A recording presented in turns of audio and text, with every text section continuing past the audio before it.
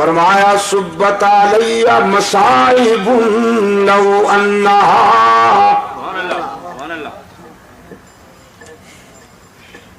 سبت علی مصائب لو انہا سبت علی الایام سرن لیالیا۔ سیدہ فاطمہ رضی اللہ تعالی عنہ فرماتی ہے اس دن میرے احساسات مجروح ہوئے، میرے جذبات زخمی ہوئے، جس دن رحمت عالم صلی اللہ علیہ وسلم نے یہ دنیا چھوڑ دی۔ انس ابن مالک رضی اللہ تعالیٰ عنہ فرماتے ہیں فاطمہ زہرا رضی اللہ تعالیٰ عنہ نے ہم سے پوچھا میرے ابا کو کہاں چھوڑ کر آئے ہو؟ عرض کیا فاطمہ ہم تیرے والد گرامی کو مرقد میں قبر میں سلا کے آئے ہیں۔ سیدہ فاطمہ نے پوچھا رحمت عالم کے جسد اطہر پہ تم نے خاک بھی ڈالی ہوگی نا، مٹی بھی ڈالی ہوگی؟ عرض کیا ہاں بنت رسول خاک ڈال کے آئے ہیں۔ زاروں قطار برس پڑی، فاطمہ کی آنکھیں کہنے لگی وہ ہاتھ تو دکھاؤ جن ہاتھوں سے تم نے محمد عربی کے جسم پہ مٹی ڈالی، وہ دل کہاں سے لائے تھے، وہ دل کہاں سے لائے تھے کہ تم نے رحمت عالم صلی اللہ علیہ وسلم کے جسم پہ مٹی ڈالی؟ تقدیر مسکرا رہی تھی کہ فاطمہ اس دنیا میں جو بھی آئے گا اسے اس مرحلے سے گزرنا ہوگا۔ لوگ موت سے گھبراتے ہیں اور قرآن کہتا ہے فَإِنَّهُ مُلَاقِيكُمْ، تم ڈرو گھبراؤ یا بھاگ جاؤ وہ ٹھیک وقت پر تمہیں ملنے والی ہے۔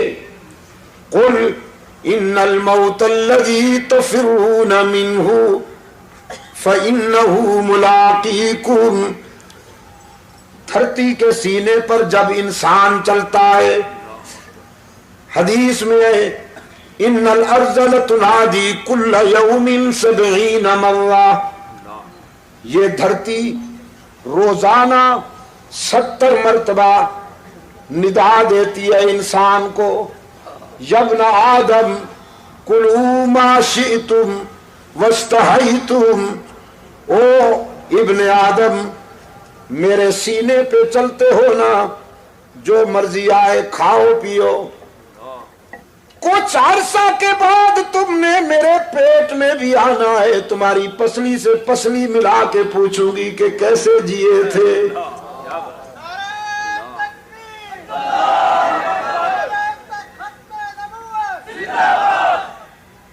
اپنی راحتوں میں انجام کو نہ بھول جانا،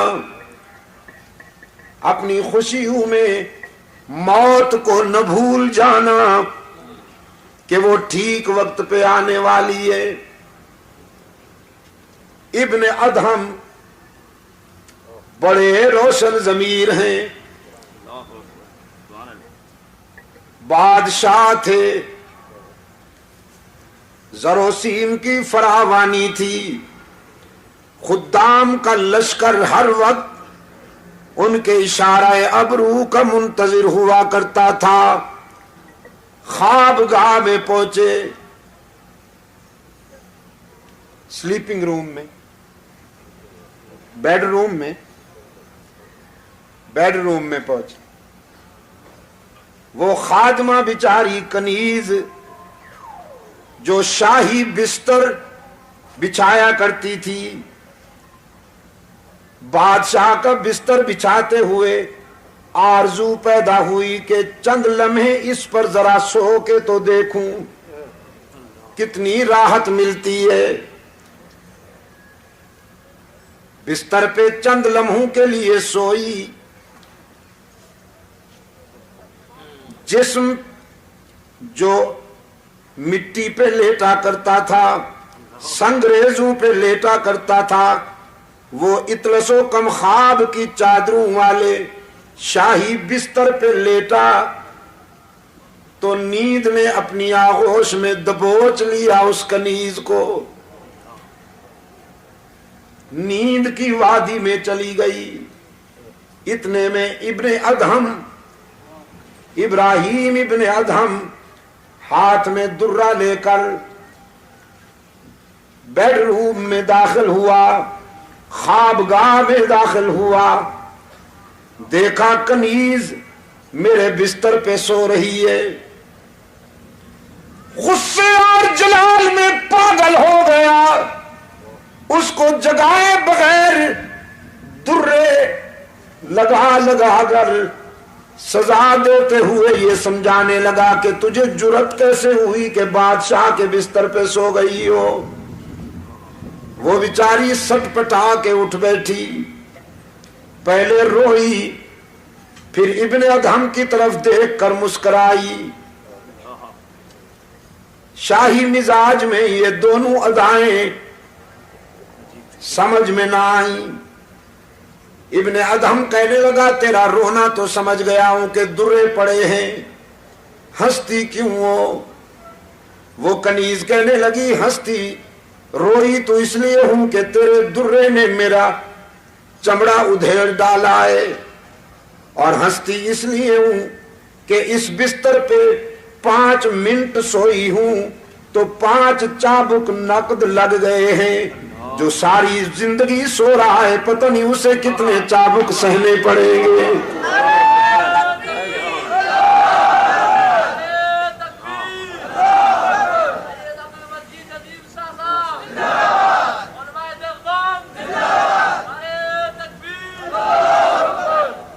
بس اس ایک جملے نے انقلاب بپا کر دیا۔ تاج اتارا، شاہی لباس اتارا، ساری رات مصلے پر روتا رہا، اشکوں سے منہ دھوتا رہا،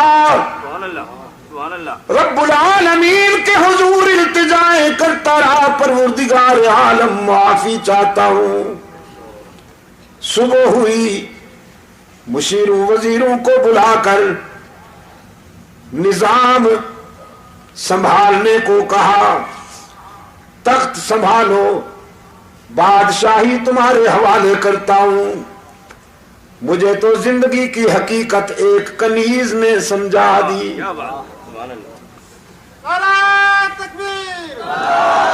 اب شاہی تخت پہ نہیں بیٹھوں گا، اب تو اس کو راضی کرنے کی کوشش کروں گا۔ قرآن کریم اسی حقیقت کی طرف متوجہ کرتا ہے۔ دنیا میں آ کر اپنے پیدا کرنے والے کو نہ بھول جاؤ، جس نے راحتیں عطا کی ہیں، جس نے مسکراہٹیں عطا کی ہیں۔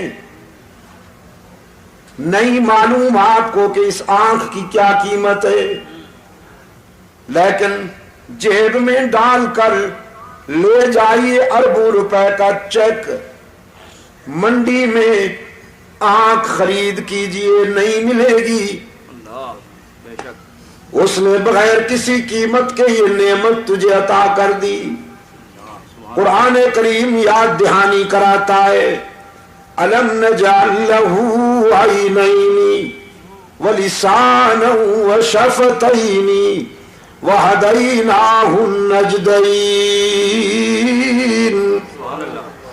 اے ابن آدم، غور کیا کبھی تو نے اپنی 5 فٹ کی اس کائنات میں دور تک نظر نہیں جاتی تو اپنی اس 5 فٹ کی کائنات پر غور کرنا، تیرا پیدا کرنے والا تجھے سمجھ میں آ جائے گا۔ تیرے چہرے میں یہ دو چراغ جلانے والا کون ہے؟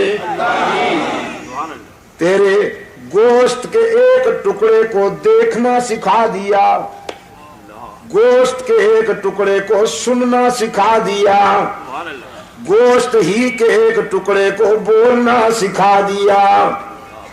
تو پختونستان میں رہتا ہے تو یہ پشتو بولتی ہے، انگلستان میں رہتا ہے تو یہ انگلش بولتی ہے، پنجاب میں رہتا ہے تو یہ پنجابی بولتی ہے، سندھ میں رہتا ہے تو یہ سندھی بولتی ہے، عرب میں رہتا ہے تو یہ عربی بولتی ہے، چین میں رہتا ہے تو یہ مکھیوں کی طرح بھن بھنا کر چینی بولتی ہے۔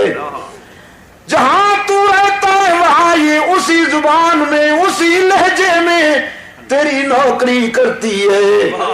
زبان بدلنے کی ضرورت نہیں، اسپیئر پارٹس کی دکان پر جانے کی ضرورت نہیں۔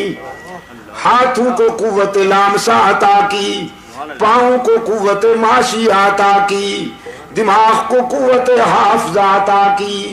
رب العالمین نے فرمایا وَفِي أَنفُسِكُمْ أَفَلَا تُبْصِرُونَ، کبھی اپنی ذات پہ غور کرو نا، ہم نے تمہاری ذات میں بھی عبرت اور بصیرت کے بہت سارے مناظر دکھائے ہیں تمہیں۔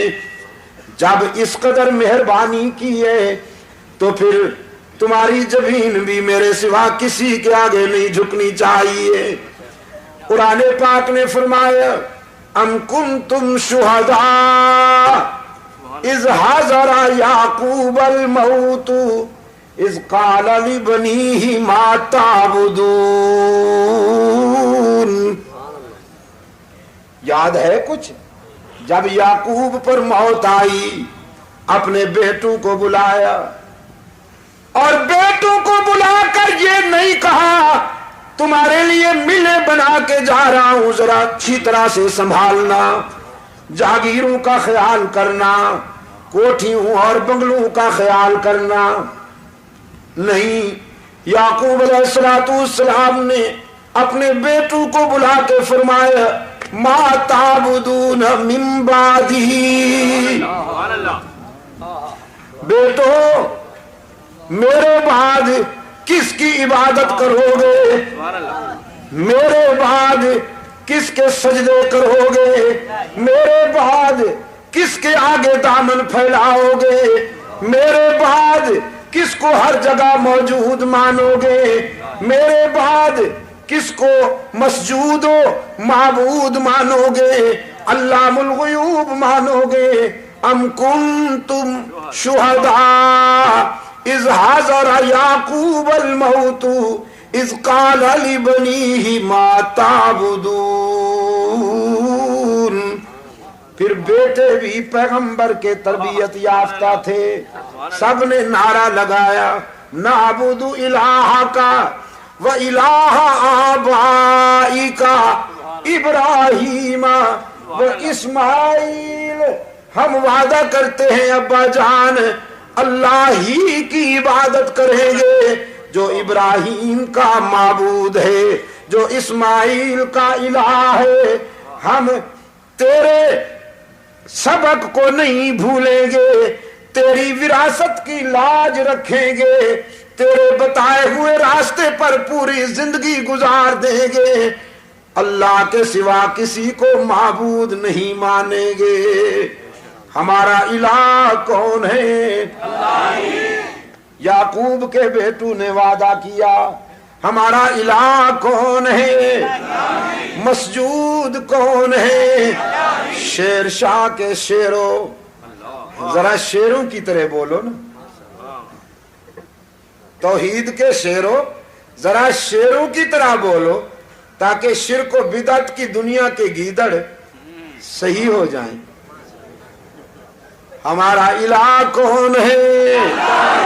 ہی پہ ضرب لگا کے ذرا دائیں بائیں دیکھ کر کوئی بھی کا بیمار چپ بیٹھا ہو یا حیران بیٹھا ہو تو اس سے بھی کہلواؤ قالوا نعبد الہک، ہم وعدہ کرتے ہیں کہ اس کی ہی عبادت کریں گے جو ابراہیم و اسماعیل کا معبود ہے۔ ہم بھی ہر نماز میں وعدہ کرتے ہیں نعبد ایاک، یعقوب کے بیٹوں نے جو وعدہ کیا تھا وہی وعدہ قرآن روزانہ ہم سے بھی لیتا ہے، نعبد ایاک، ایاک نعبد و ایاک نستعین، ہم تیری ہی عبادت کرتے ہیں اور پتہ نہیں وہ دن کب آئے گا یار، پتہ نہیں وہ دن کب آئے گا کہ جب میں پوچھوں تو سب کا جواب صحیح ملے۔ میرا دل کیا چاہتا ہے حاجی صاحب، بھائی حاجی عبدالستار صاحب، میرا جی یہ چاہتا ہے کہ ساری زندگی صرف سورہ فاتحہ کی تفسیر بیان کرتا جاؤں، ہر جلسے میں یہی بیان کروں، اور پھر لوگ کہیں کہ بس جی اس کو تو اس کے سوا آتا ہی کچھ نہیں۔ ہاں، رکابت کے مارے ہوئے بد نصیب، حسد کے بیمار یہ کہیں کہ شاہ صاحب کو تو اس کے سوا آتا ہی کچھ نہیں، اور حشر میں یہ میرے گواہ بن جائے اللہ کے سامنے کہ اس کو تو اس کے سوا کچھ آتا ہی نہیں تھا۔ مجلس تحفظ حقوق اہل سنت، مجلس تحفظ حقوق اہل سنت، علامہ سید عبدالمجید شاہ صاحب نظیر۔ خدا کی قسم میں یہ تانا سن کر اپنے دکھ بھول جاتا ہوں، میری تھکان اتر جاتی ہے جب یہ سنتا ہوں کہ مجھے اس کے سوا کچھ نہیں آتا۔ دنیا کے 24 ملکوں نے اللہ نے مجھے پہنچایا ہے، میں سچ کہتا ہوں یہی کہا ہے جو آپ کے سامنے کہہ رہا ہوں۔ یورپ میں، انڈیا میں، مڈل ایسٹ میں، افریقہ میں جہاں پہنچا ہوں یہی پیغام دیا ہے، اور یہاں کراچی میں تو ہاں جی تقریباً 20 سال سے اوپر ہو رہے ہیں، لیکن اب بھی جب میں پوچھتا ہوں تو بعض لہجے قابل اصلاح نظر آتے ہیں۔ پتہ نہیں وہ دن کب آئے گا کہ سب کا جواب صحیح ہو۔